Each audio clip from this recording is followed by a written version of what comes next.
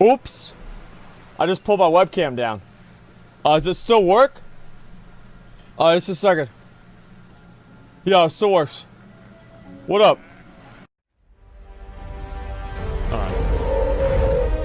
Hey everyone, and welcome back to a surprise video. The Surprise. return of the Lich King. Well, being real with you, it's not like he's been gone for that long. He was very active during Legion, and of course with us paying him a visit in battle for Azeroth. Indeed, all of that had led to much speculation, with it being clear that the Lich King's patch 7.0 reintroduction would be paving the way for a future story. Right. Well, today we are seeing the next steps there. And by the way, if you're interested in the obvious elephant in the room here, do be sure to watch yesterday's video, which covers that in a lot of detail. Okay, Right. patch 8.3's data mining has been, I'd say, absolutely wild thus far, dropping more lore reveals than we can really keep up with. Now, the first major discovery here, of course credited to Wowhead, was that the allied race Death Knight textures had been found. Now, you might just be thinking, oh, that's just a fan-requested feature, but there's far more to it. So, allied races can't be Death Knights right now because of lore reasons. The Death Knights of Azeroth were risen and were robbed of their free will by the Arthas Lich King, only to be freed by Tyrion,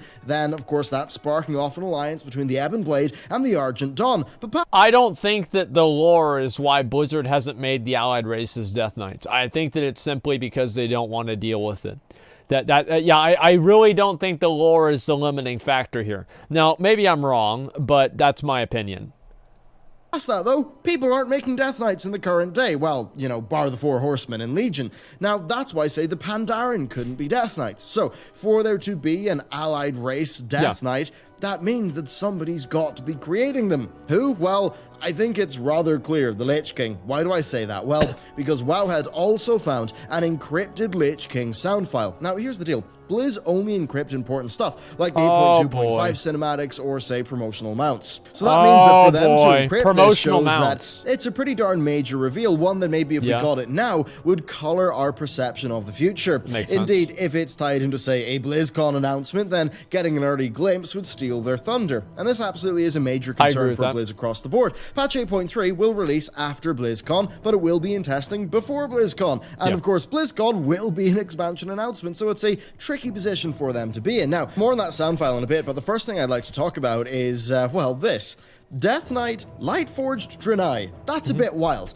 I've got to wonder how the process works, especially because it would not be like somebody being a paladin in life and a Death Knight in death. The Lightforged have had their bodies infused with the light's essence, like all the tattoos, the stuff that's going on with them. If you actually read into the lore, it can be an extremely painful process.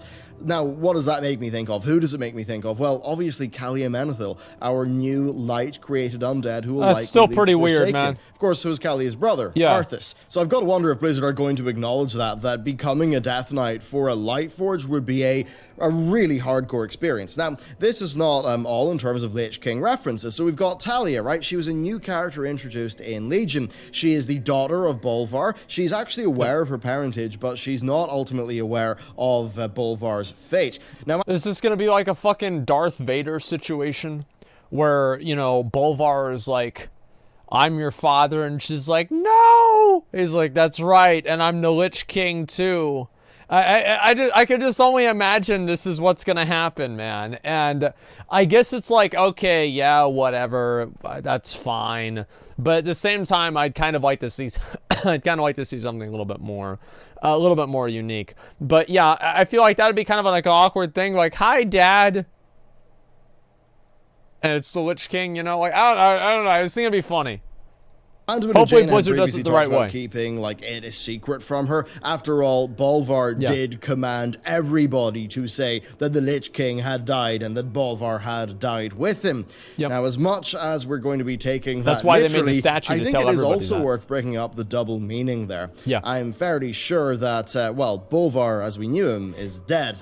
Being merged with the Lich King, you know, sitting atop the frozen throne and the Helm of Damnation that even shows him visions that he admits he can't really understand. Well, that changes people. I mean, Bolvar commanded his Death Knights to steal Tyrion's corpse in order to raise him as a Death Knight. That's not something that regular Bolvar would do. So when he says that... Well, it's also not something that evil Bolvar would do. Like, Bolvar wanted to raise Tyrion because he wanted to use Tyrion to fight the Burning Legion. So even though Bolvar was doing something, it's like, is raising Tyrion kind of a dick move. Yeah, I mean, I guess. But at the same time, he's trying to raise Tyrion to help him out again. So is it really that bad of a problem? It was a good thing? Yeah, it was a good thing. Like, Bolvar, it's like, the new Lich King is like Illidan. Illidan had good intentions, but he's just a fucking asshole, right? And he was like, you know what? He's like, you know what? If this is a problem, it's like, oh, your arm hurts, cut off your arm, right? It's like, yeah, it's a solution, not a good solution, but yeah, points for trying at least. That's basically what's going on here. I really don't think that the Lich King is like this fundamentally evil force. And to say that like, oh, his mind has been corrupted as time goes on, that is such a cheap ass bit of fucking bullshit, dude. And here's why. Is because if that happens, then people are going to be like, well, how are we supposed to know that? Like, it's going to come out of nowhere for people, because last time they thought of it, they're like, oh, we were talking to Lich King. That's the guy that gave me my legendary. That guy's awesome. Or my artifact. I mean, that's my boy, dude. It's the Lich King. That's basically like the High Lord of the Paladins, except for he's the low lord, you know, or it's a fucking Lich King, okay?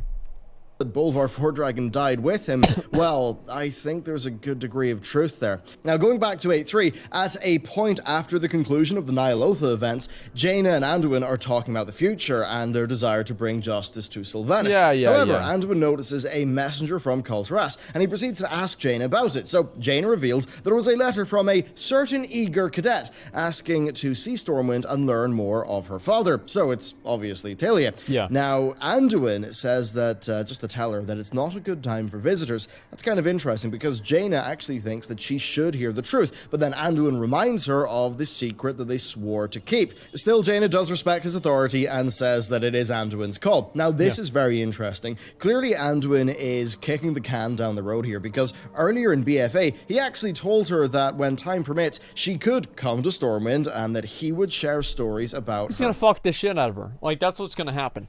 Like, everybody knows it. It's obvious. Right? Like, that's clearly what's going to happen. Like, as I said, everybody knows. And it's going to make things interesting, too, right? Because, like, imagine, like, you're dating this girl, and then her dad turns out to be the Lich King. I don't know. That seems... That sucks. Like, for what... It just simply sucks, man. Relatable? Yeah, I guess so. Father. Hell, I mean, this would be much to the chagrin of the Randuin campaigners, but a lot of people have been speculating about the two of them becoming a thing, and that would be in line with, well, patch 8.3, which seems to be a patch where, everyone's getting some. I'd say who, but I do like to keep these patch lore videos very confined to the title topic, so that somebody, say, doesn't click on a Lich King video, only to have maybe the end of Nyalotha be spoiled. So, anyway, we've got this talk of Bolvar and Talia. We've got allied race Death Knights. We've got encrypted voice files. Death sure is important to World of Warcraft. I think we need to go back, though, to the Vol'jin questline of Battle for Azeroth, because just before we travel to Icecrown, Samdi says this: "It be more than a pretty throne, it be an anchor that holds this world to the next." So, yeah, clearly it's a gateway to the Shadowlands, or something to that effect. What? Now, we know that Sylvanas wants everything to serve death. Now, we don't know if she's referring to a particular death entity, or death itself, or that she just wants to master death, but either way, the Lich King is not a fan of her, saying that she pretty much upsets the balance. Now, given that Blizzard are setting this up, you know, just before the next expansion comes out, I think it's highly possible that this could be a feature in it. Now, if we were going to the Shadowlands, which I think I think that's a given, right? Based on all the lore we've got thus far, and where we last left off with Vol'jin, then the Frozen Throne is clearly going to be important, with it being an anchor between worlds. Now, what form the Shadowlands stuff could take, we don't know right now. Could it be an expansion? Yeah. Could it just be a B-plot? Okay. If they do a Lich King expansion, Blizzard, I don't care how you get us there. I don't care if it's like, you know what? Arthas came back. Like, how? I don't know. A surprise. and he killed Bolvar and he's the Lich King again. We've got to do it all over again. I'm like, all right, fine. All right, you know what, Blizzard? Let's do it again. Let's have another Wrath of the Lich King too. It's like, who gives a fuck? Like, I want to have another Scourge expansion, and I don't care if they make a little bit of a contrived bullshit lore explanation to make it happen. I want to have more armor with more skulls on it. That's my goal. And if they have to add in some bullshit, the only thing, I don't want Sylvanas to be the Lich King, okay? Or the Lich Queen, whatever. Like, I think it's going to be stupid. It's going to be something everybody's predicted. I don't think that's going to happen, because also Bolvar, like, Bolvar's fucking God. Like, I mean, he's like the Lich King. Like, I'm sorry, but Sylvanas, as powerful as she is, you're not going to beat the Lich King. You know why? Because he's the Lich King. It seems ridiculous to me. But besides that, I would be okay with it, as long as that doesn't happen. Yeah, that's also possible. Either way, though, we need to talk about the character of the Lich King. Yeah. Now, I already mentioned the Tyrion situation from the Legion campaign, but there is more, because in patch 7.2, he sends the Death Lord off in search of something powerful. Yeah. And this leads you to the Ruby Sanctum, where the Lich King says that you can either kill the dragons there or spare them. What the And if you kill the dragons, he says that you are empty inside, just like he is. Now, what happens next is a bit more spooky, because you make your way to where the red dragon that you're about to raise up is lying, only for you to come upon Feral Scourge. Now, the Lich King threatens you here. He says that if you win against the Feral Scourge, yeah, you can claim the dragon, but if you fail, that he will claim Arcturus, noting that he has plans for the Citadel. Again, pretty spooky. Then finally in BFA, he informed Vol'jin that Vol'jin was neither damned nor was he undead, and that he did not belong in the Frozen Throne. Then Aer even said that Vol'jin had been touched by the Hand of Valor. So, as you can see, yet more mysteries here with these death characters and with the Lich King's motivations. I think, as you can see here, the Lich King is cold, but I don't think he's evil. I think he knows his place in the world and essentially doesn't have emotions. Like, he informs Vol'jin that his domain is not right for him. He threatens the Death Lord, but he doesn't seem to be anti-Azeroth. He doesn't approve of Sylvanas, thinking that she upsets the balance of things. So I think this clearly means that his duty is to preserve a sort of balance. But that basically to do that... That's the whole reason why Bolvar was the Lich King. Is because you have to have the Lich King to control the Scourge so they don't just go fucking apeshit. And so that's what makes sense. That was the entire purpose that Bolvar had of becoming the Lich King in the beginning. So this whole thing makes complete sense. Now, how do I feel about the Lich King being a neutral evil? I don't know about that, man. Like, I feel like the Lich King's a bad guy. Like, I feel like he's a bad guy because he's the Lich King. Maybe this is just me, you know, like, holding on to things from back in the day or whatever. But, yeah, I feel like the Lich King's kind of like the bad guy. He's going to be pragmatic and emotionless. Like, you'd think the Death Lord would be important to him, but no, he was like, well, if you die, I'm just going to take Arcturus, and I've got plans for it. Yeah. Now, there could be one thing that could change him, though, and that's Talia.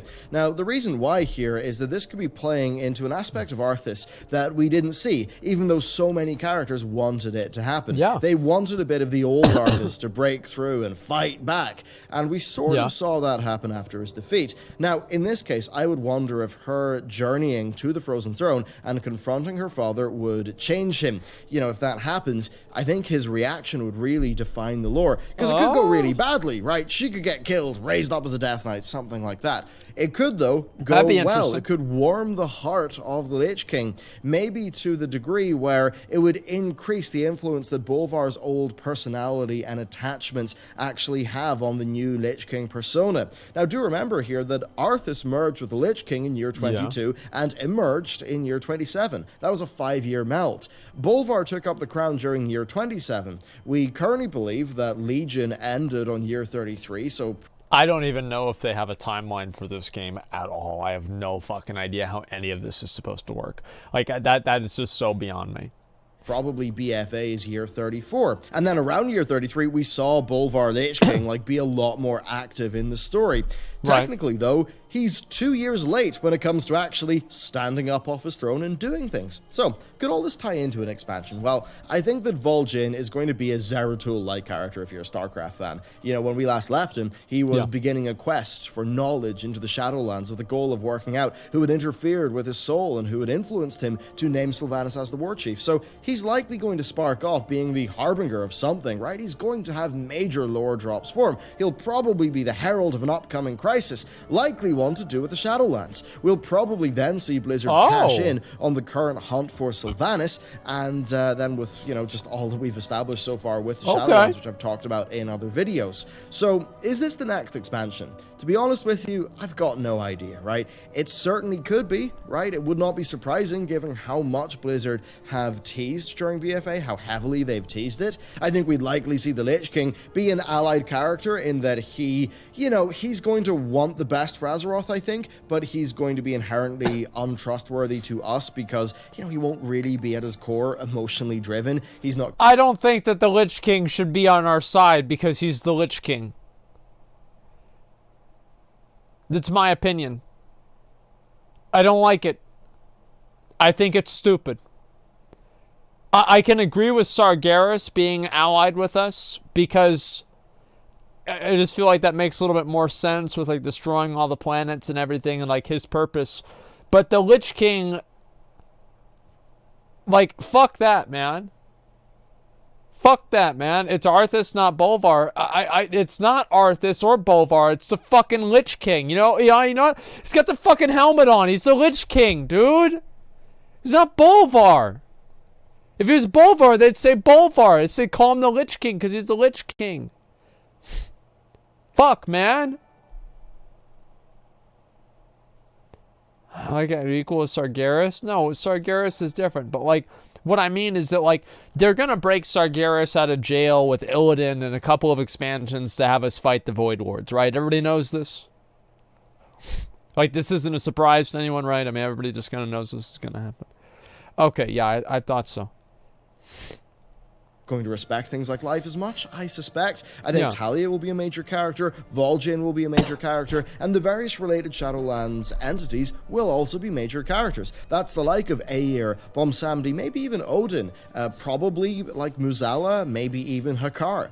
Now, I'm going to leave you with some tidbits here, right? This is really fun. Neither Ner'zhul nor Arthas fully unleashed the undead. And that was confirmed by Chris Metzen ages ago. And Chris even said that we should speculate as to why. Now, of course, Chronicle later did suggest that it could have been that they were aware of the existential threats to the planet and planned to use the undead sort of in that capacity, but still a bit of a spooky thing. And I've got another tidbit for you, because whenever Bolvar put the crown on his head, Blizzard played the main part of Yogg-Saron's theme. And Blizzard later said that there was a deeper connection there between those two characters, but that they did not do it justice in-game. So, with what I've teased you with, I'll now take my leave. But, well, let's just play the clip. Thank you for watching. I'll see you next time.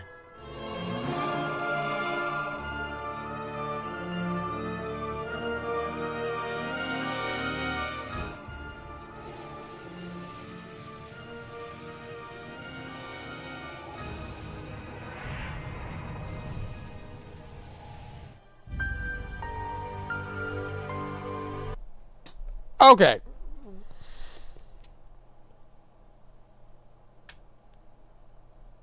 That's extremely interesting. That is extremely interesting. Yogg-Saron? Whoa, what's going on here, boys? I cannot believe that they planned it that far in advance. I'm sorry, I can't believe it. Like, there's there's no way, dude. There's no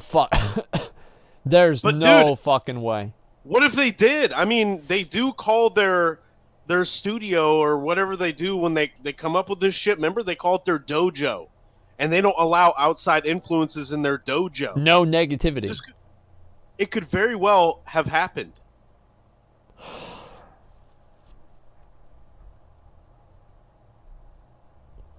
Holy shit, man.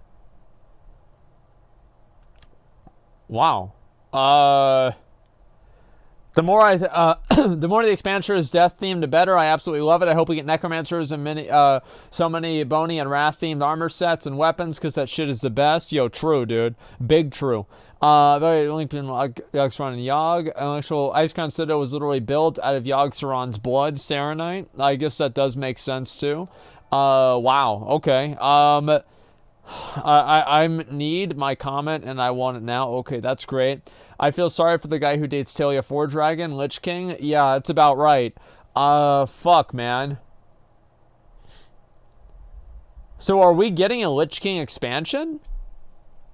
The last thing that Chris Metchen worked on was the planning for the intro to BFA. They do plan many years in the future.